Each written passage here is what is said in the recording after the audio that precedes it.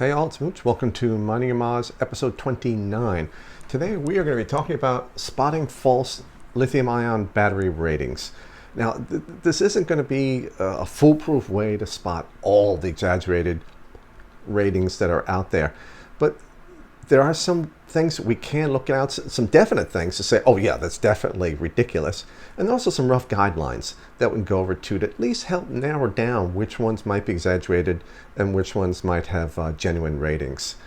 Now, you can have three different types of exaggerated ratings. The current rating, the C rating, which we'll get into a little bit later, that's mostly used for LiPos, and the capacity ratings. And this is really, really common for the cells that are wrapped by companies other than Samsung, Sony, LG, Panasonic, Sanyo, Molicel, namely the battery wrapping companies, primarily out of China, mostly in Asia. There are a couple here in the States. Now, a lot of these companies are completely accurate. They're very trustworthy. There's some great companies, Amps Plus and Fogstar and others who rewrap batteries. They had genuine ratings. But I'm saying the false ratings come from those types of companies and not from the major manufacturers. And here are some examples that I bumped into just to show you what I'm talking about. First one is this lovely 35 amp 3600 milliampere hour Enoch 18650. The next one is this Toha 60 amp 18650, and the last one, because you always save the best for last, is the 75 amp AWT 26650. Yeah, those ratings are not genuine. For some of them, capacity is off and the current rating. Now, false capacity ratings on their own are not dangerous. And usually the ones that are falsified or exaggerated are within about 10%, like that 3600 milliampere hour Enoch. That's probably like a 3400 milliampere hour battery or something like that. These companies know that we can test capacity pretty easily, I think. A lot of chargers come with capacity testing features in there. They're not very accurate, but they can definitely tell us if it's a 2000 milliampere hour battery or a 3000. So they tend to keep the capacity ratings close because they know a lot of people are just looking at big current numbers. You know, more bigger equals more better. They just want high numbers. And so they go for the current ratings because that's a lot harder to test. But it's really not dangerous. You know, if you have something you think is 3000 milliampere hours, 20 amp battery, and it's a 2000 milliampere hour, 20 amp battery, it's just going to die sooner. It's not necessarily going to be hotter or in any kind of jeopardy just because of the exaggerated capacity rating. Now, false current ratings can definitely be dangerous. Something to consider is these batteries aren't even safe to begin with. They were never meant to be used outside of protected battery packs, both physically and electronically protected. So we're using them at our own risk, and please always remember that.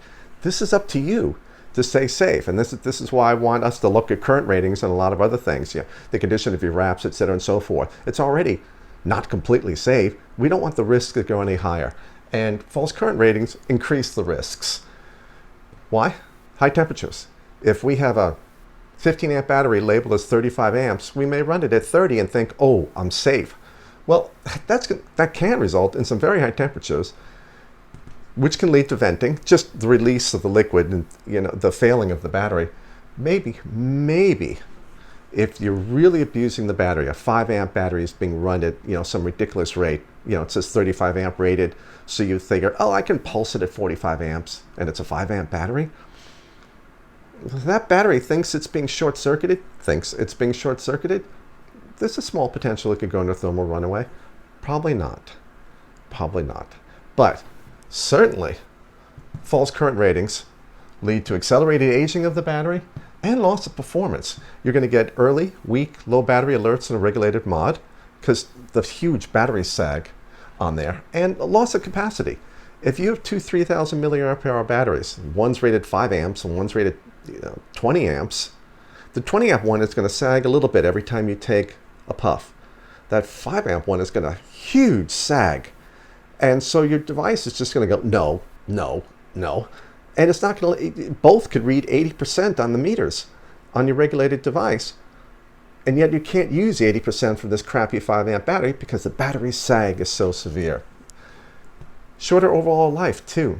These high current pulses on low current rated batteries cause hot spots inside the battery. That accelerates the aging of the battery. They're not made for this, the low current rated batteries.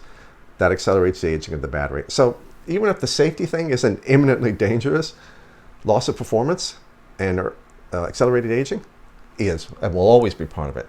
Now, false C ratings is all of the above. It can be dangerous, and it can result in aging and loss of performance. And the C rating is just something you multiply by the capacity, just a number, no units. Just you multiply the capacity of the battery by that to get the current rating.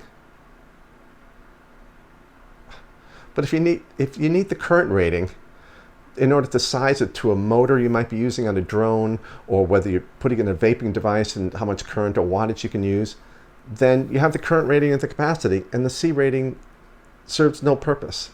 It's useless. It's typically used for LiPos, widely abused because the manufacturer just comes up with a number that they like, one for continuous usually and one for surge or burst.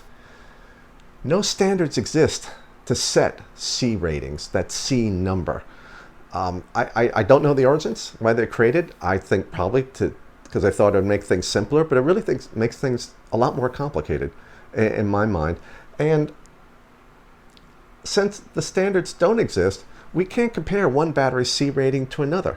Because in LiPos, the bricks, you'll get a capacity typically and a C rating. They won't tell you the current rating. You have to multiply those two numbers to get the current rating.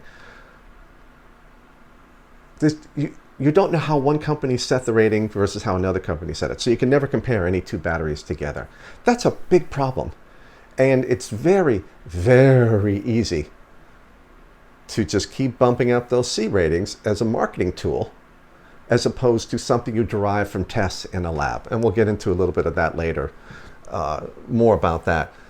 False LiPo ratings, they're actually a little more of a problem than false ratings for round cells.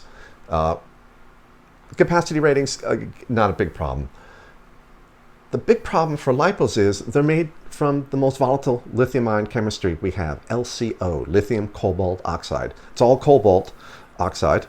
The batteries, the round batteries that we use in vaping devices and in medical devices and power tools, etc., they add other metals to reduce the volatility of the cobalt, manganese, nickel, aluminum.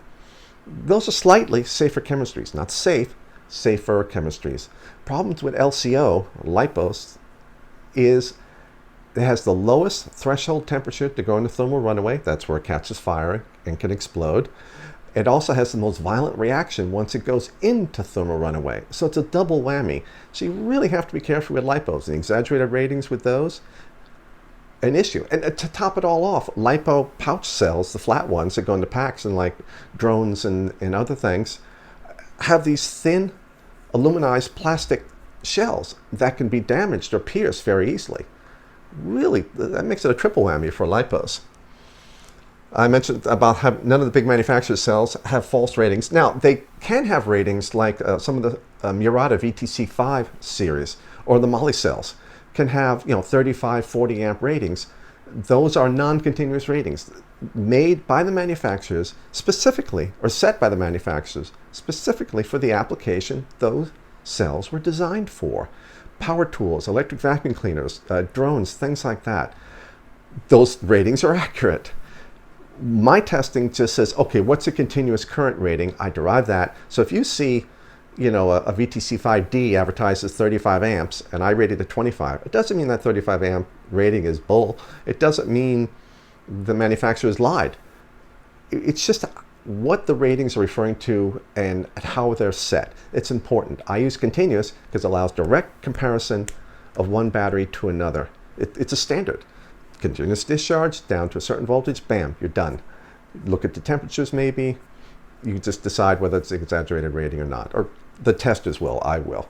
So don't think the manufacturers are lying just because there can be a difference between my rating and theirs. Now, spotting false round lithium-ion battery ratings. We're going to go over a few ways that we can do that. I'm going to pop up a slide here because it's something that people might want to screen capture. I get a lot of requests for things like this, so I turned it into something that can be printed out or a screen captured and shared. But we can go over some of the things it says. Well, actually, we're going to go over all the things it says. First, there is no 18650 made that has a capacity over 3,550 milliampere hours, often put down as 3,600 milliampere hours. And that's only one cell, the 5 amp rated Panasonic NCR 18650G. There are no others. And the odds that any battery that says 3,600 mAh 18650 is using the Panasonic is low. And if it is, and the number is higher than 5 amps for the rating, you know, even if it is the Panasonic and the rating's above 5 amps, that's an exaggerated rating. Next, there is no over 3,000 milliampere hour. I'm going to say that again because a lot of people don't realize, they just skip over the over part. Over 3,000 milliampere hour. So let's say 3,100 to 3,600, 3,550. 18650 rated higher than 8 to 10 amps. I mentioned that before. Some are 2 to 3 amps. You cannot have a 3,100 milliampere hour 20 amp battery, 30 amp battery. Doesn't exist. Now, what can happen is they took a 15 amp 3,000 milliampere hour battery, decided to bump it up to 3,200 mAh for the rating, and then said, yeah, 20 amp, 25 amp, 30 amp, whatever exaggeration they want to use. That can happen. But if it was a true 3,100 mAh battery, it cannot have a rating above 8 to 10 amps and could be a lot lower. Next, there are no 3,000 milliampere hour 18650s rated over 15 to 20 amps, period. There are no 2,100 to 2,500 mAh 18650s rated over 25 amps, period. There are no 18650s rated over 30 amps. That's it. None. 30 amps is as high as you can go, and there's only 2 of them now. The Samsung 20S, which is the hardest hitting 18650, fantastic battery, 2,000 milliampere hour, and the LG HB6, which has a 30 amp rating, but is a miserable performer compared to the Samsung 20S. It's much older technology. Always go for the 20S if you need a 30 amp 18650.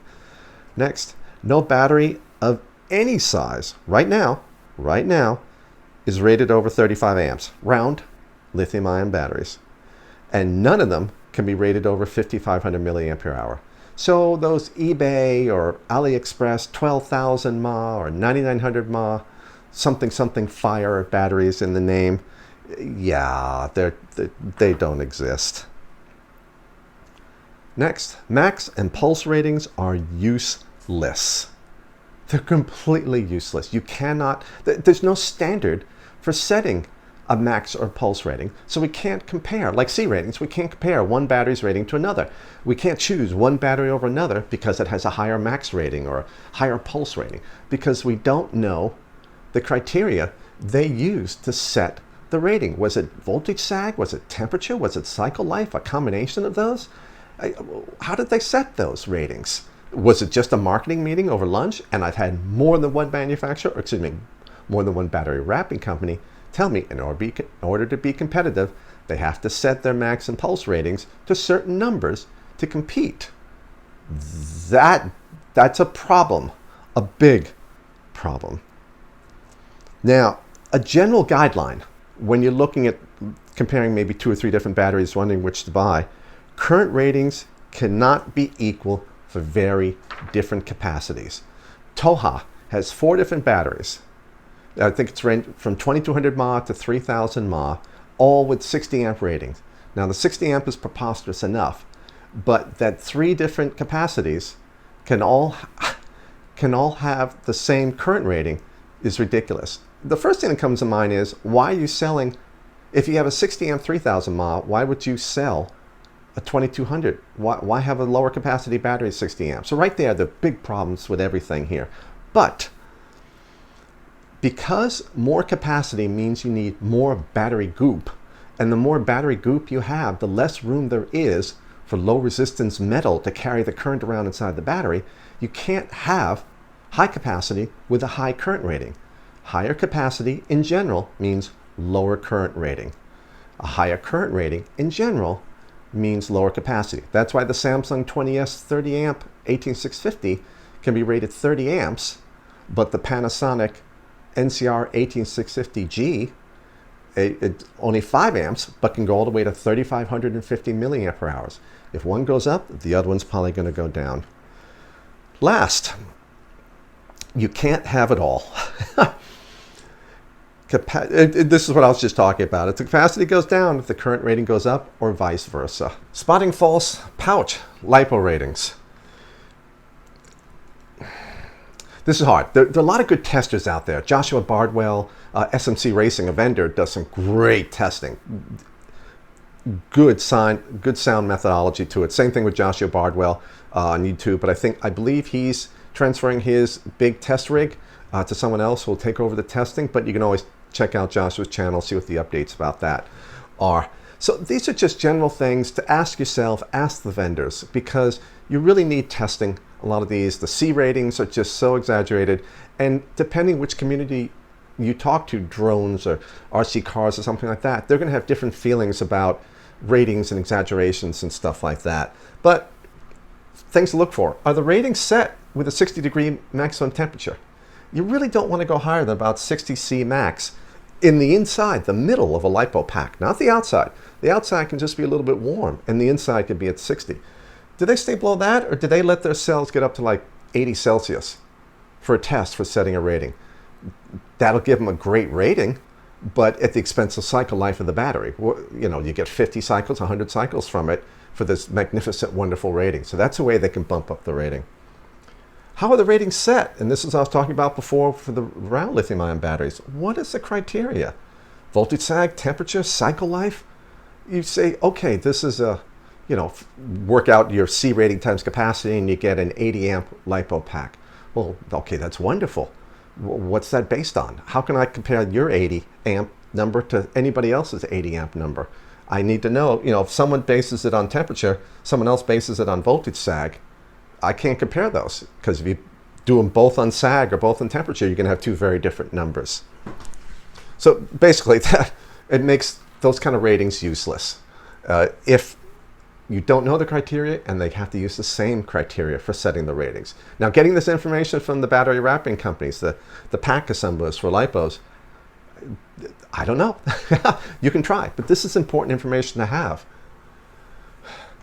Find good testers is another thing too. Like SMC Racing, you don't have to buy their packs, but look at their test results. They have no reason to falsify the results. If their packs are better, they design good packs, you know, they're going to advertise that, of course, but there's also other good data mixed in there. If they compare their pack against two other cells and you don't want to buy their packs, well, look at the comparison between those two other cells and pick the better one of that. Joshua Bardwell's got some stuff posted, and find out who else is doing things too. As I mentioned, you can't use things like C ratings and stuff like that to compare unless you know how the ratings are set. Something to look for is the current rating actually above the fusing current value of the wire leads of the LiPo pack? 16 gauge wire, copper wire, will melt after a few seconds at 117 amps. If the pack has, you know, 120 amp rating, that's the wire leads will melt. Copper melts at a really high temperature. The wire leads will melt at that. It's a ridiculous rating. 12 gauge, 235 amps. There was a pack that I saw, I worked it out. It was a 217 amp pack. The copper melts at 235 amps. So if that pack was in an enclosed space, the copper would actually melt way before the fusing current values. The wire leads and connectors are getting hot as hell.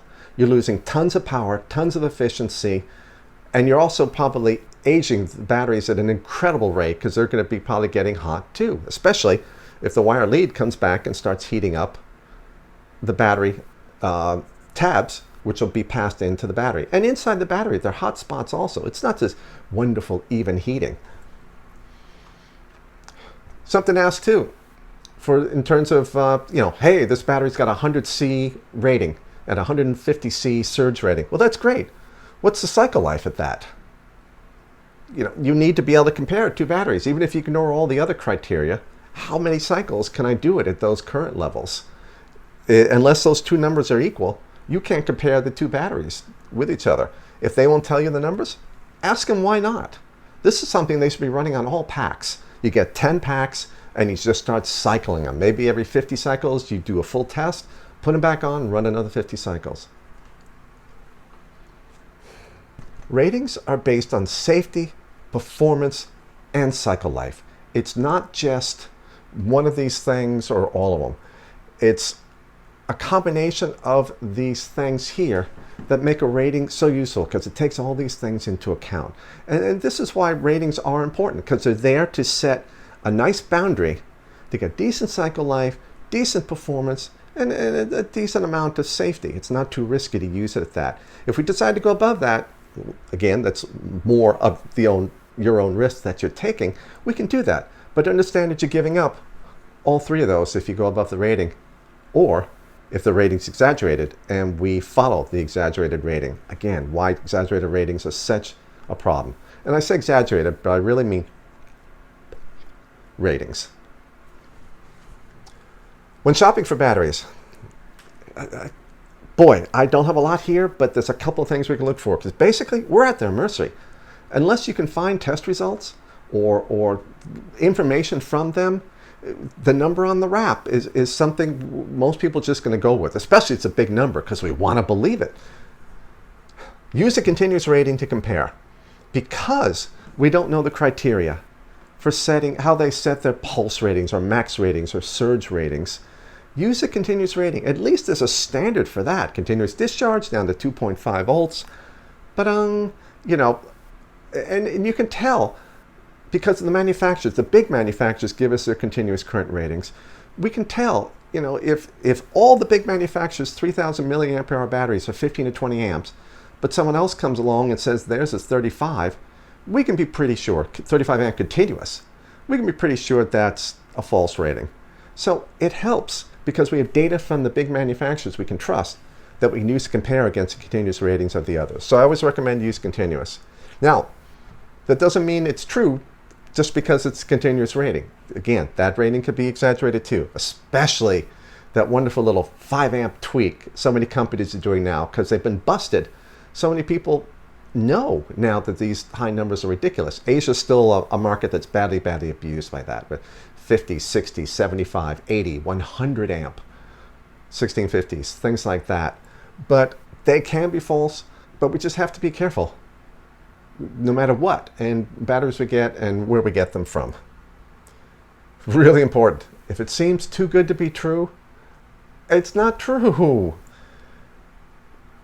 There are no miracle batteries like that 35 amp, 3600 milliampere hour Enoch that's so popular in Asia. I can't get them here in the States. Because I know in the EU and in the States, the people who would test them and bust that wide open. So this is a miracle battery. Everyone loves it. Everyone wants to buy it. It cannot be above 8 to 10 amps, and it's probably lower than that. There are no miracle batteries. That's a simple one. In general, always remember, if capacity goes up, the current rating should come down. Again, like Toha, with 4 different capacities, all rated at 60 amps. Even if it was 4 different capacities, all rated to 30 amps, it just can't exist. If you're not sure, just don't buy it. If you're wondering, oh, you know, as you're putting it in your devices, you're loading up this or loading up that, boy, I hope this isn't exaggerated. I hope this doesn't blow up. That's no way to go through life. Just don't use it. Find another battery. Now, I know in Asia, you have so few choices, and the choices you do have all these ridiculous false ratings. But if you have any other option, stick to the big manufacturers. The ratings are reliable, they're good cells, the internal defect rates are astonishingly low, and it's always going to be a better choice. That's all for today. Thank you for watching.